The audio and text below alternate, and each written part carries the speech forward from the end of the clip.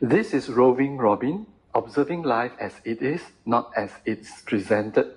Today, we are looking at a system that might not shine, but everyone still uses. You wouldn't plan your day around this. No schedule, no clear stops. You don't really know how it works, and yet you still get where you need to go. This is a public bus system in JB. If you ask someone here how to take a bus, and you may hear the answer, sorry, I don't take bus, I take Grab. Not because buses don't exist, but because they might not really know the system.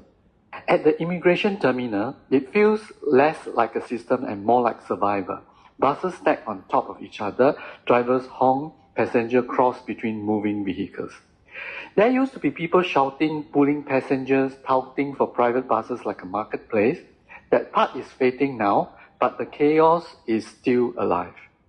There is no reliable schedule. You don't check an app, you don't check a notice board, you just wait. Sometimes 10 minutes, sometimes an hour, sometimes nothing comes at all.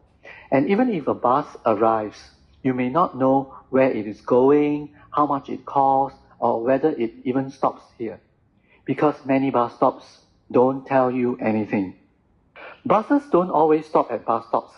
They stop when someone waves, when someone shouts, or just randomly along the road. Passengers get off in the middle of traffic, and somehow this is normal. So people adapt. If you are rushing to work, you don't take the bus. You take Grab.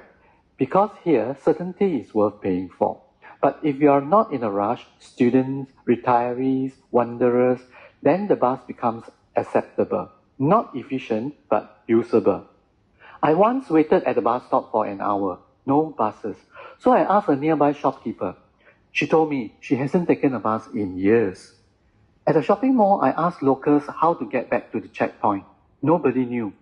Not because it's far, but because they are already moved on from the system. Most passengers don't use buses for precise travel. They use them from terminal to terminal, from town to town, or to specific destinations like malls. Places like KSL, Mid Valley South Key. Routes exist, but timing doesn't.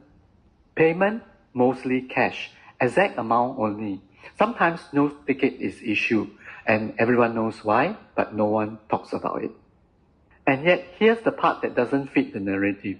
The buses are now electric, quiet, modern, clean.